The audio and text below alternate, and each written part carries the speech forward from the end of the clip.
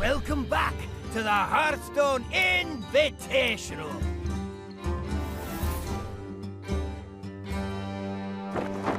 We are back and ready to go with match number 3 today. I'm Raven. Joining me, of course, is Sottle. It's good to see you. I've not seen you for a while today.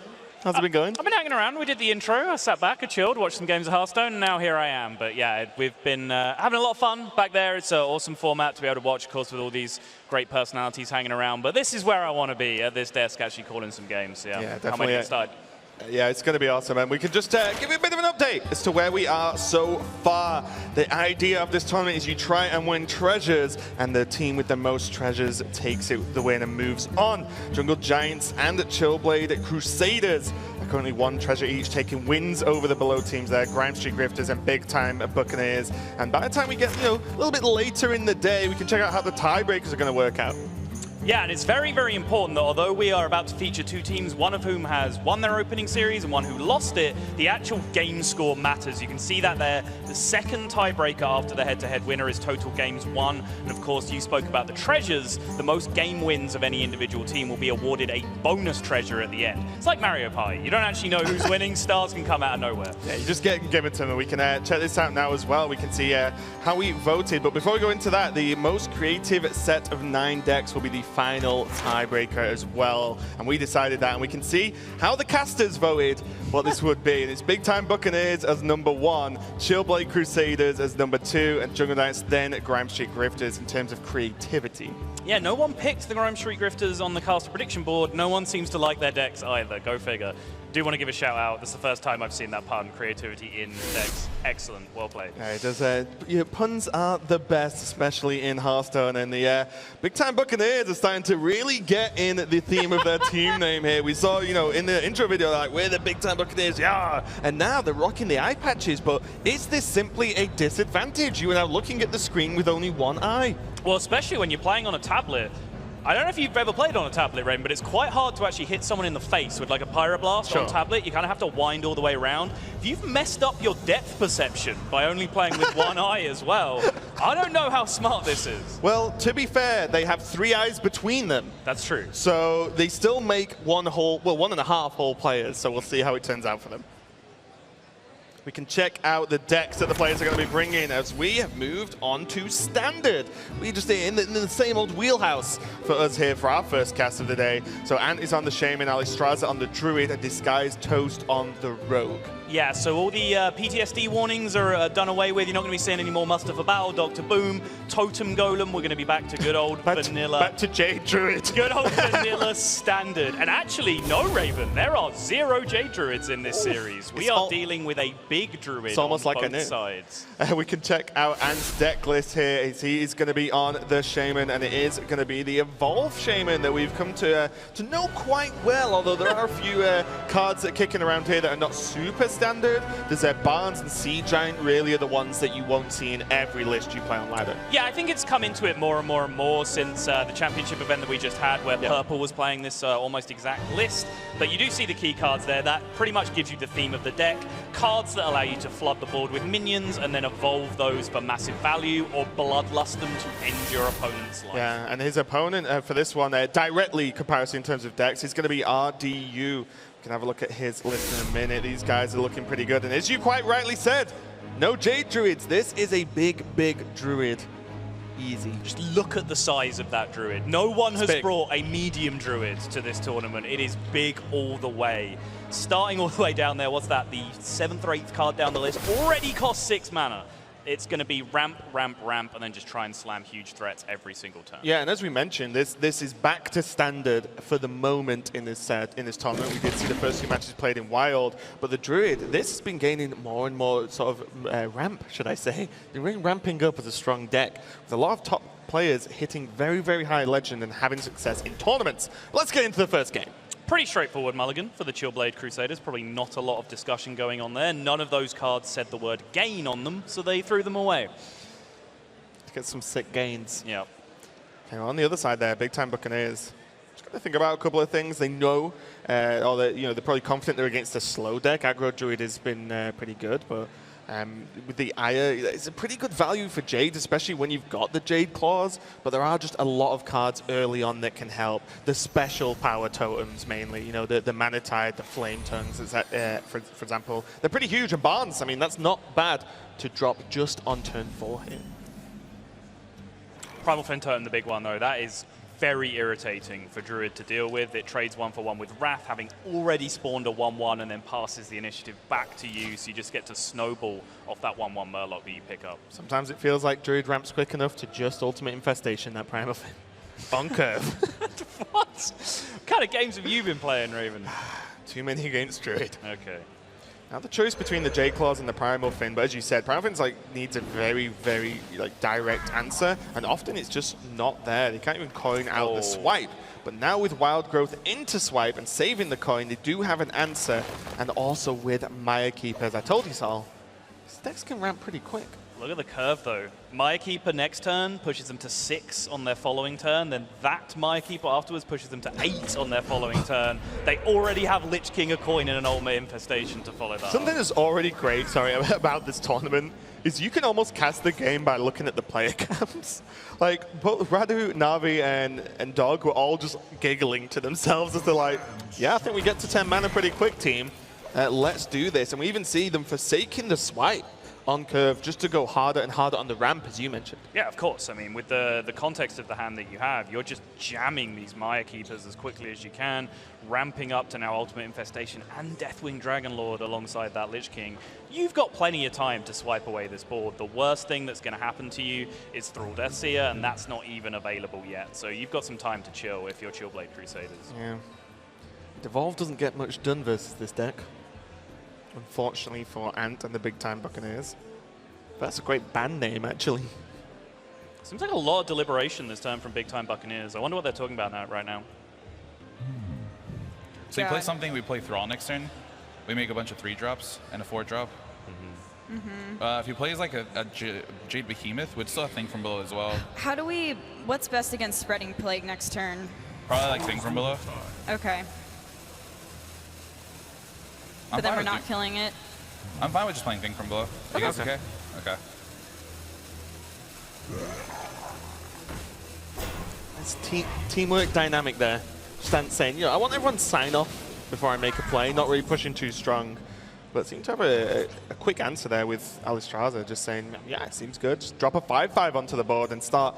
They know they're being ramped hard into something, right? Because that's what Big Druid does. So, like, you know what? Just drop a 5-5, right? That helps them either put forward a problem for the Chillblade Crusaders. Well, Ali quite rightly identified a threat that, you know, we're not necessarily thinking about because we're looking at the hand. Ali, straight away, almost first thing we heard there was, which of our plays is best against Spreading Plague? Because that would be the huge problem. Yeah, they've got this Primal Fin totem out of control, but now if Spreading Plague comes down, they can at least kill one of the 1/5s and then evolve their board into, as Ant said, a bunch of 3-drops.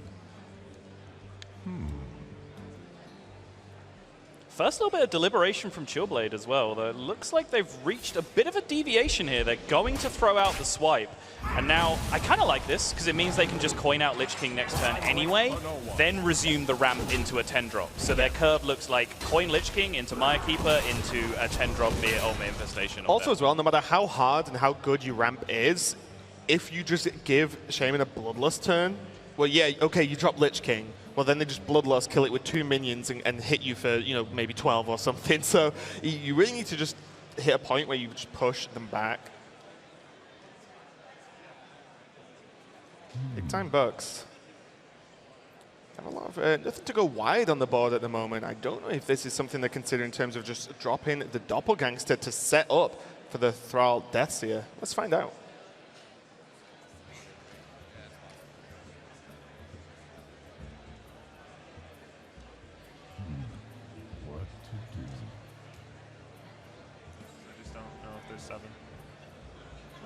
Is Doompak to remove 5 from the top of your deck and summon them in? I think there's 6. I think you got them all. That card is great.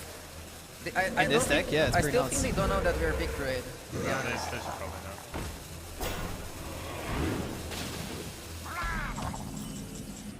I kind of like Mire Keeper ramp, Wrath trade. Next turn we have Coin UI. Coin UI. Okay. Is it? Let's just think about it a bit more. No, I think that's best. What do they want to do next turn? Doppel Evolve, that's their best play, Doppel always. Then we can UI whatever they have. Yeah, and drop alright, Plague. I guess we have to don't clear know. the thing then. Yeah. I mean, So you like Lich King? Lich King stays alive, but I think ramping now is probably our most ideal.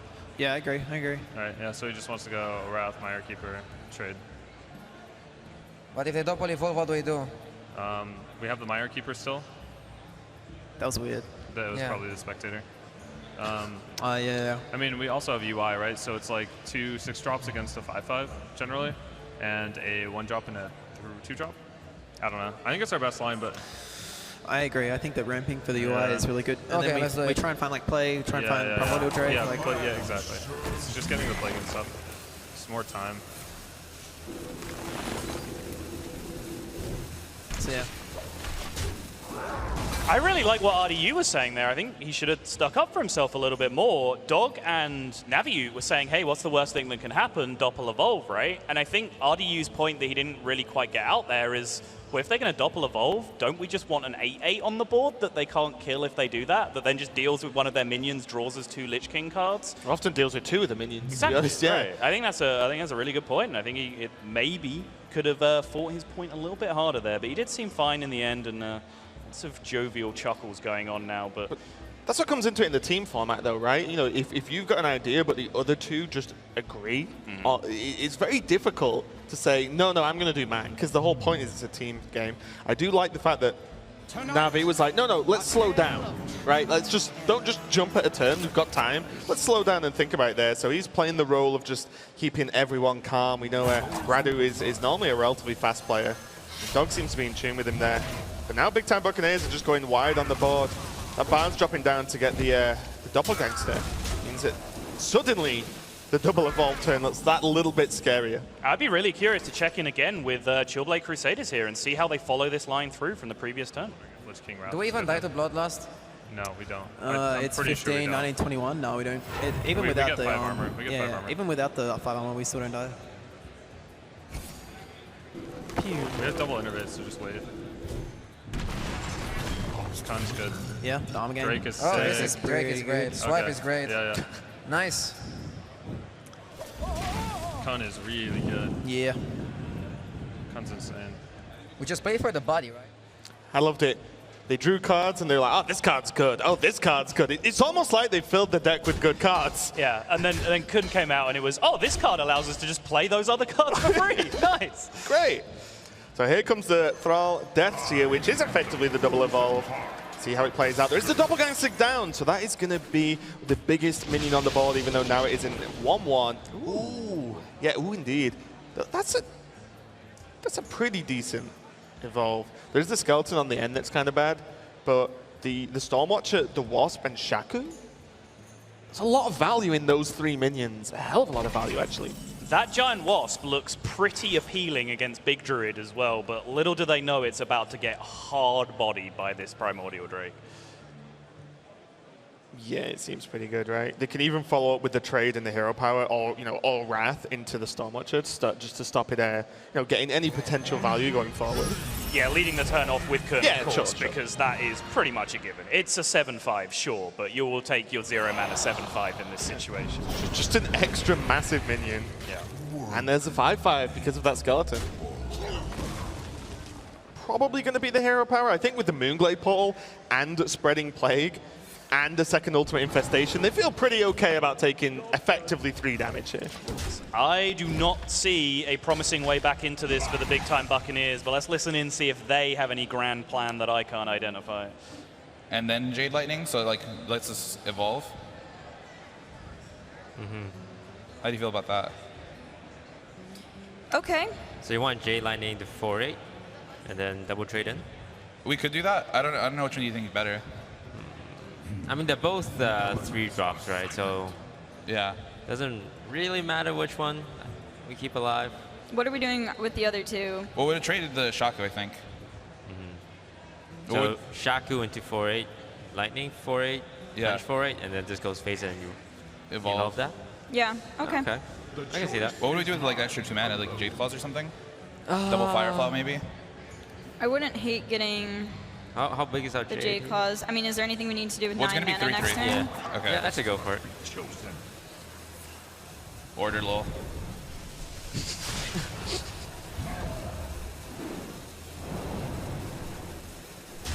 Should we get the J Claw? Yeah. Ooh, smack him in. That's actually pretty funny there from Ant. He actually said the turn in the correct order, then did it in the wrong order, with not trading in Shaku first to see what the spell happened there. There's Corcoran Elite from the Evolve, so not bad. Or from the Transmute Spirit, should I say. Not bad to just get an extra bit of damage there and provide a bit of a scary minion. So now it's all on Chillblade Crusaders. See if they can hold off this push, because they have to be feeling that this is the final push from Big Time Bucks. Yeah, they're definitely in a relatively cool position here.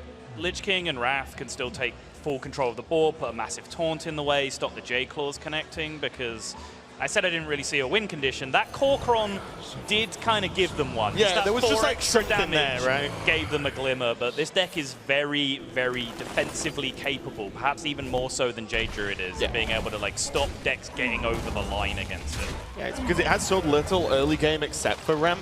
It needs to be able to either recover the damage it took early on, or just fight early on. And second Doppelgangster here, not really going to do it for Big Time Bucks. They're really just feeling the no evolve draw at this moment in time. They've had that Doppelgangster, the first one in hand, for most of the game.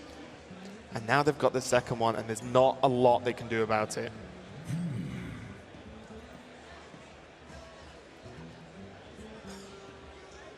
Druid's just too big.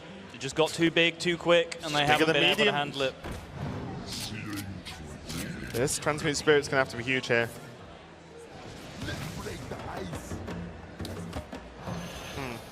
Nope. Not as huge as I thought it needed to be. It's not as big as Big Druid, which is a problem. Chillblade Crusaders have all the choices in the world here, but I imagine they are borderline celebrating their victory at this point. Let's find out. How do you? You're a monster, dude. I want to, like, I don't know, play my cards. Whatever. Toast is like, you guys aren't following the script. Like. And that is going to be the game there. Chillblade Crusaders take it. Dog with the look over to the other team and the throat cut is like, you guys are out. Game number one. I like it. I like to see this. We didn't quite catch it, but it seemed like RDU might have been thinking along the same lines as me, where there was a bit of torturing of the opponent possible there, but it seems like he was convinced to just slam the Alexstrasza, win the game on the spot. It's one of the big buffs of having that card in the deck. You just can end the game on the spot, because you generally have 15 power in play a lot of the time. Yeah, the minions are pretty big, but the Big Time Bucks haven't been doing it so well so far in this tournament. But let's check out, see if they can do a little bit better in a card game with Throwdown. The rope! Welcome, Big Time Buccaneers, to another kind of challenge we want to introduce to you for this BlizzCon Hearthstone Invitational. Guess the card. We're challenging your knowledge and your ability to describe the card that the person in the hot seat is going to put to their forehead. But you can't use any text or numbers on it. And the purpose of the challenge is to see how the team chemistry and synergy is going. Righteous Protector, but neutral. Without the... Oh, Argent Squire. Yeah. Very nice, solid start. Nice. Used on a dog. Strong. Bestial Wrath. Yes. Ravenhold Assassin. Yeah. Igneous Elemental. Thrallmar Farseer. That is flawless. Oh. Flip it around. Yeah. It's a hard challenge enough. Mage. DK. Frostlich Jaina. Easy.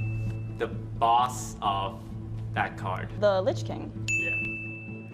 Dead Man's Hand? Ancestral Spirit, but for Paladin. Oh, God. You know the card?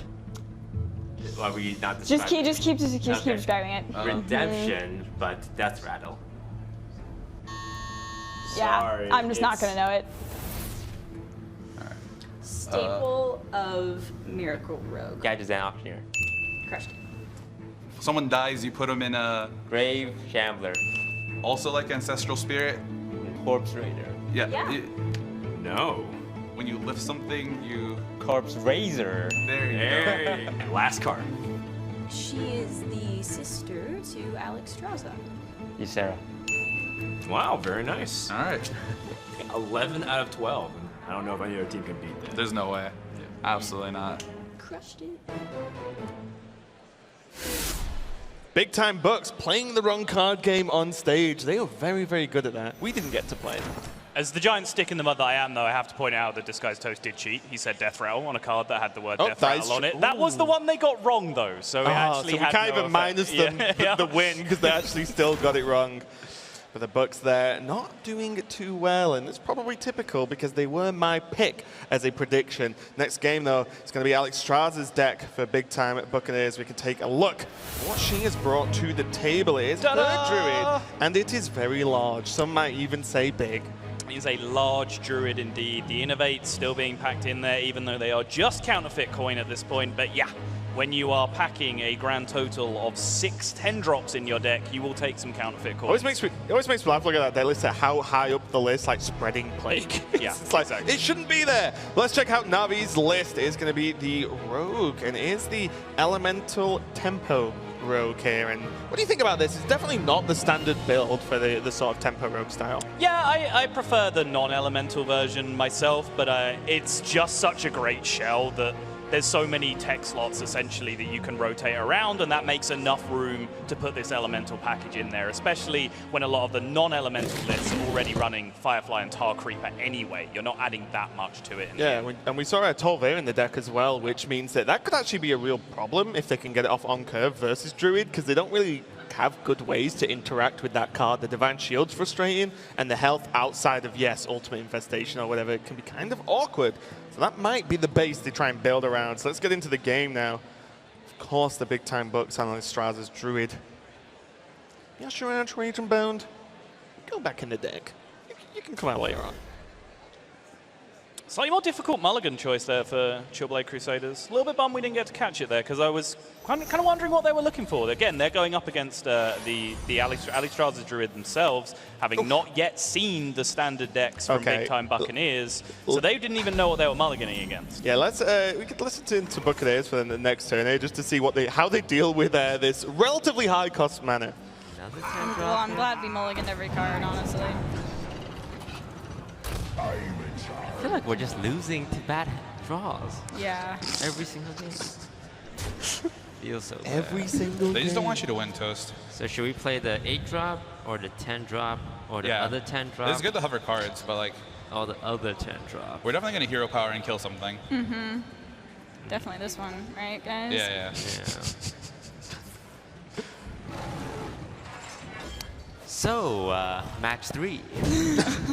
All right. Oh, this is hilarious. Yeah. You don't keep Nourish too, like. Needed to go for Wild Growth and Mire Keeper. If we had coin, it'd be more reasonable. Yeah, but I don't think without coin. With coin, you'd keep it, but without coin, no.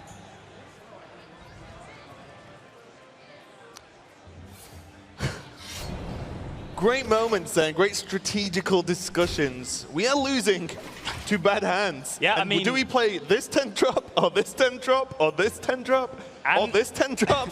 And maybe the competitive player representative on Big Time Buccaneers, but Disguised Toast is definitely getting into the competitive player mentality, which is, of course, every time you lose, it's not your fault. 100% couldn't agree more there. And I like as well afterwards, they were all like just trying to make themselves feel better about it. They were like, yeah, the Nourish throw was correct, you know. It's just unfortunate. We'll see what we can do.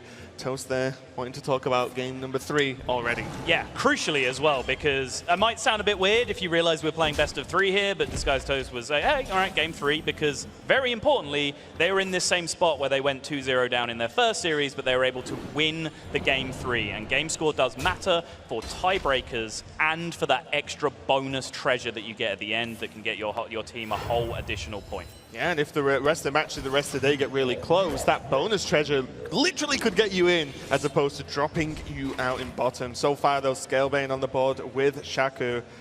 There's the Nourish, but there's not a lot to do with it this turn. You can get it played, but the Big Time Bucks still have some time to kill. This is still going to be one more big push from Chillblade Crusaders. Yeah, crucially, it does get them to 8, though. So now their cards actually come into play, and if they don't walk into Vilespine over the next couple of turns, then they'll actually be in good shape. So now Chillblade Crusaders have seen Big Time Bucks hand ramp up. Let's see what they're thinking over these coming turns. Like he's going to have another big guy. I say we don't hit it, personally. I don't know. What do you guys think? Now they're going to play around Primordial Drake because we've been thinking so long. It's like, it might be like fine to not hit it and just like play Lich King or something. Yeah. Try to go for, what's the card called? Doom Pack? Yeah. Yeah, but we thought about it for too long, probably. Yeah. If we did it at the beginning, then it would have been fine. Or if we like thought about it and then. It's okay. That's, media positioning, obviously. Yeah. You know what would be a good card? Such a pro player. Naturalize. I know. All right, so we have a dagger in face here, like, because it's all we're like getting closer to the issue, dagger face. so just poke. Yeah. And what if they just jam out the good old double cold light? That's good. Double naturalize. That'd be pretty sick. That'd be bad for us. Yeah, no, that'd be sick. Be cool. Yeah. We're taking a million here. They just need a 1-drop Valve Spine, right? Yep. Or a Cold Blood. No, it's a perfect Valve Spine for them. The funny thing is, even if we Backstab aside is right. 8, 16, 17, because we poked last turn. What? Yeah. Backstab. Yeah. Backstab. Backstab. It's lethal. Yeah. Okay, well, the game has gone so badly for Big Time in terms of the opening. The Chillblade Crusaders believe this is Mill Druid. They're like, well, what if they play Cold Lights and Naturalize now? We lose. This is going to be a hell of a lot of damage. And crucially, Navi's decision, which he kind of pushed out on his own without Dog's agreement to dagger face on the previous turn, set him up for an exact lethal there on the follow-up. Very, very nicely done. Quick 2-0 for Chillblade Crusaders. Yeah, and it's also 2-0 for them so far today, so that's 2 treasures already. But what they really want as well is to win game number 3, which means they get as many game wins as possible, and also deny potential game wins from the other teams. And just look at the cute faces. There's just happy little Hearthstone players. We've got another game coming up, so don't go anywhere. We're going to have to see if the Big Time Buccaneers can get a win in this match. Don't go anywhere.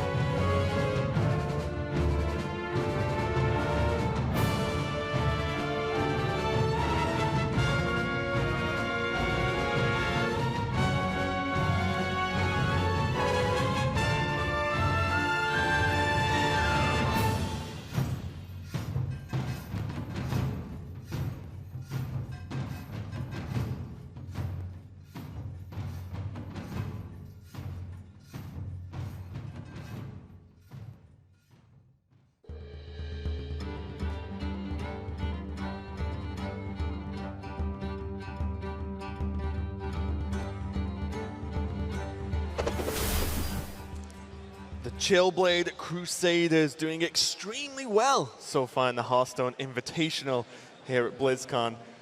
Is it going to be just unstoppable for them? Have they got anyone that's going to contend them? I mean, they said it themselves. They've got all the chillest dudes. They've got all the hottest guys. They're the pick of all the smartest casters, Raven. And so far, they're living up to it. Yeah, so swiftly moving on from caster predictions for this tournament, because I picked the big-time Buccaneers. Chillblade Crusaders are doing extremely well in this, but did they do extremely well in the card game? Let's find out. The rope. No. What? I'll let you know when to start. I'm joined by the Chillblade Crusaders. We're gonna play a little game that's gonna test your communication skills. RDU is gonna put a card on his forehead, and you guys have to use words that are not on the card to describe it, and he'll have to guess based on your descriptions what that card is. Let's go with the first card. Angry, it's anger from like an animal. Like Call of the Wild. no. Think of the most award. All right, that's it. Oh my God. Time's up. All right, it's an epic, and I Warrior and yeah. go infinite. Dead Man's Hand. Yeah. Replace your hero. Frosty Jaina. All right, last one for Roddy. The same cost as a Violet Teacher. And it is, oh my god. I mean, I wouldn't know the card. Yeah, neither. That was not good. Man, 2 for 4. That's not good. You guys are currently 50%. Your team communication not looking good for the Invitational right now. It's like the iconic. It's iconic, dude. Yeah. Frostmourne. Oh, a Lich King. Yeah, OG Destroyer of Priest. Oh, you sir. It's a card like nobody plays. I've never seen this card before. Keep going. But the iconic card for Rogue. Oh, Gadgets and Auctioneer? Yeah. You guys are currently 5 out of 8. He's an orc. Dami Facio. Bingo. The Beast. It's rare. Fromage. Alex Strazel. 10 seconds. And the same mana cost as Dr. Boom. Ravenhold Assassin. Yeah. Woo. That was close. He's not getting it. Buzzed out. Very classic. Just Glass. Wow. Read each other's minds. Your final score, 8 out of 12. The big-time Buccaneers, one of your competitors from the Invitational, got 11 out of 12 in the same game. How does that make you feel? They know the names of the cards, but we know how to play those cards. What's more important? Shots fired. Thoughts fired. Shots fired indeed, and to be fair, they're feeling confident as they are currently 2-0 in this series. I mean, pretty accurate shots by the way things are going so far. Chillblade Crusaders have been crushing the competition, but I've got to side with their assessment there in the little game of charades. Playing Desperate Stand in that game is cruel, because, come on, who has played with that card? Especially when you can't use the words in the card to describe it, right? Because it's so strange. But we're going to see if the big-time Buccaneers can get a win under their belt in this series. Toast, it's going to be his rogue here, and it is the tempo rogue. And remember that Toast has never played a competitive deck in his life, so this is actually the first time he will be playing tempo rogue, guaranteed. We'll see how it works out for him. Just like his rogue, though, as his name does come from the rogue class to a certain extent. Dog is going to be on the priest. And he has got Shock Horror, Shadow Reaper Anduin, Raza the Unchained, and this, as we remind everyone, is standard. This is not wild that we saw earlier. Right. So this is one of the powerhouses, if not the powerhouse, of the current metagame. Yeah, tier 3 deck in air quotation marks aside, yes, it is one of the most powerful decks in the format. What about lull in air quotations? You know what it would achieve? I think the Lullimo and air quotes pretty much achieve the same thing. I mean, It'd be kind of redundant to do both. It'd be kind of strange, but maybe that's why you do it. Yeah, sure. Everyone loves a bit of redundancy, but let's kick off this game. Big time Bucks. Not on the coin with Rogue is going to be a little bit frustrating, especially with that Vicious Fledgling. Normally coining it out just that one turn quicker makes it even more deadly than it already is. But Chillblade Champions just doing the old priest thing of mulligan most of the cards away, try and get Raza and Anduin. Yeah, I mean, earlier on, none of their cards said gain on them, and this time they had none of the Highlander cards in their hands, so they were just tossing it away. But Vicious Fledgling, very, very big deal in this matchup. If you actually look at the stats over time, Rogue's win rate skyrocketed in this matchup when Vicious Fledgling started coming into the deck, and the reason for that is there's only one good answer in Chillblade's deck, and that is that Shadow Pain that they've just picked up. Yeah, and them having that answer is absolutely huge here. Just getting the draw with the Cleric there, just putting a solid body on the board, and just presents a problem for big-time Buccaneers in how they deal with this Cleric. So let's see what their plans are going to be. Nah, you're good. Let's dance. Herald Volage, Karen Bloodhoof. Can't use in the patches. Sorry, Patches. Sorry, patches. You served us well. Lavan. Bam, bam, bam, turkey and ham. That's a thing? I just made it up. I really like the... Ooh, that's fine. I really like the flip. Ocean Eye. But it's quite useless with out of the cleric, yeah. Dude, I just made eye contact with Ant and like, yo, I think there's something there. Just pain. Fudge, you're dead to me. Oh, God. Yeah, stagger. Do we smack? This is I like the... You're dead to me! Well, no, this is the best, right? One, that's just funny, but the fact that they're trying to shout over to each other when they have soundproof headsets on doesn't quite work. Also, there have been a lot of announcements at BlizzCon so far. The newest one is Alistra's new catchphrase. Bam, bam, bam, turkey and ham. If she did actually just make that up, she's a genius, because that's brilliant. She should run with that. She might have to now. I've just said it was a catchphrase, so we'll see how it plays out going forward. The Scalebane and the Vile Spine. I still can't quite believe. Hearthstone is such serious business that Ant, the nicest guy on the planet, you're dead to me. I mean, we had half the crowd chanting death, death, death, death early in the expansion announcement, so don't put it past anyone. It's weird, because Knights of the Frozen Throne was supposed to be the expansion where everybody died, but apparently the death is the theme of this one. It will be when I try it. Sure. No doubt. Scalebane's going to come down. The Vile Spine is going to be nice just to be able to just get away one of the more trickier minions like the Priest of the Feast. It kind of can be awkward to deal with or just sinks a lot of resources. Straight up answer there. Maybe a bit frustrating for big time Bucks that now that Shadow Word Pain was used to kill the bird, and then there's the Shadow Word Death to kill the Scalebane. Very frustrating for them. Couple of decisions here for big time Bucks. Let's check in, see what their thought process is.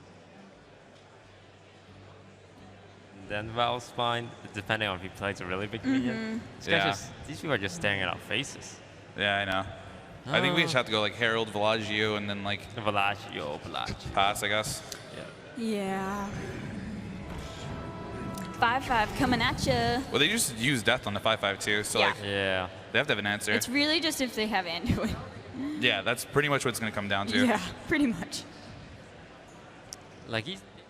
Do they have Anduin? A question we have all asked ourselves since that card has been released often. But this Herald Velagio, or whatever Ant called this card, is going to be the saving grace at the moment. It did survive the turn, so it means he can actually get some work done, and maybe finally Big Time Bucks can start getting something going with this tempo deck. Yeah, no great surprise, honestly, to see Chillblade just hard pass that turn. They were at 30. There was a 5/5 on the board that they can afford to tank for a couple of turns, and they have a Dragonfire potion in their hand that they just want big-time Buccaneers to extend into. And also Dragonfire kills almost all of the minions in any given rogue deck, so it's like, oh yeah, play more minions. You're not going to not play more minions, so why not get the value? The hand is starting to fall apart just a little bit, though. Chillblade Crusaders might be having to ration out their resources over a couple of turns. Acolyte of Pain is a nice pickup in this spot, though. Also a big deal here for Big Time Bucks. They've not had the best opening, but the Lich King has been finding itself, again, more and more in everyone's decks recently. And, well, they already saw the death. So as they said, do they have Anduin? We can see they don't, but we can also check out now for what Big Time Buccaneers think in Chillblade Crusaders' hand. I also feel like they've got Dragonfire. I mean, they did like pass. So it's really just what's going to put us in the better position. If I think it just like they can also pint-size horror the board too. How important is it to deny a draw right now? It might be important. I don't know. Yeah, we definitely know they don't have Raza. I sort of like the fledgling Vile Spine. I don't mind it. It sucks to Dragonfire, but like if they have it, I don't know. It's either that or like we just jam Lich King. Yeah, right, because they Dragonfire and then we drop Lich King and then they end it win. So it's kind of. I think whichever one you want to go with, I think is fine. Yeah. I'm cool with either. YOLO. Okay. I think the denying the draw might be relevant. Do we punch? Probably not. I think we do. Yeah, I think we do. Because like working in a deck is a lot easier. Oh, they seem not phased at all. Yeah. I wonder if we would have shot it. Circle doesn't fall clear, right? No. So nah, just Dragonfire. Orc Circle is still like nice to have though. So yeah. It's good we drew that. It's a good card. Yeah. It's bad with Priest of the Feast. Yeah. Be careful. There's definitely a lot of anti-synergy there. We definitely punch. Definitely. Come on, something Good amazing. card. Something amazing. That's No, reach. it's actually not that bad. I'll take it. Like we can go Leroy, Shadow Step Leroy. Yeah. Just holy fire it. Yeah, set it up. Do we also silence it? I think so. I don't think so. You just want to give them another card? I mean, that's true, but... I mean, what else are we silencing? Only Bone Mare target? Yeah, maybe. If they're playing this list, they're not playing Can. So Yeah. I would silence it. they're telling us to play Raza. No, I mean not Raza. You want to silence it?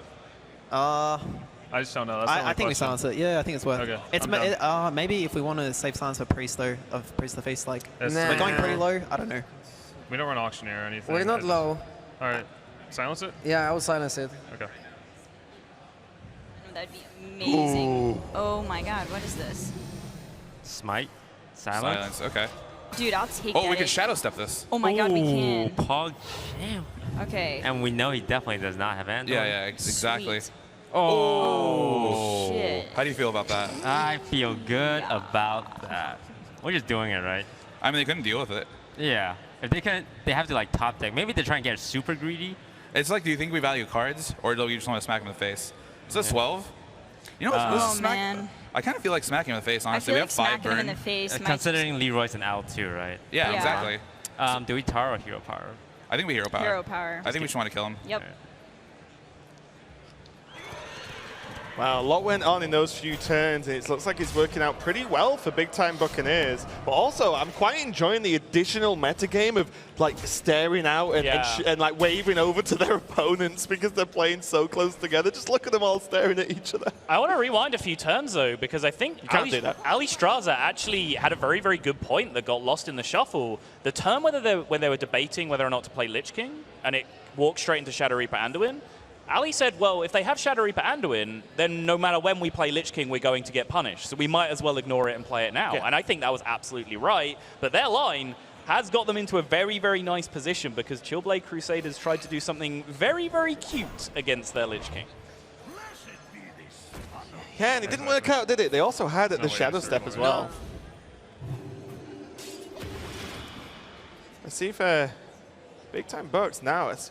Vile Spine is such a big card. It can just obliterate the Tar Creeper. There's the Shadow Steps, the Death Coil as well.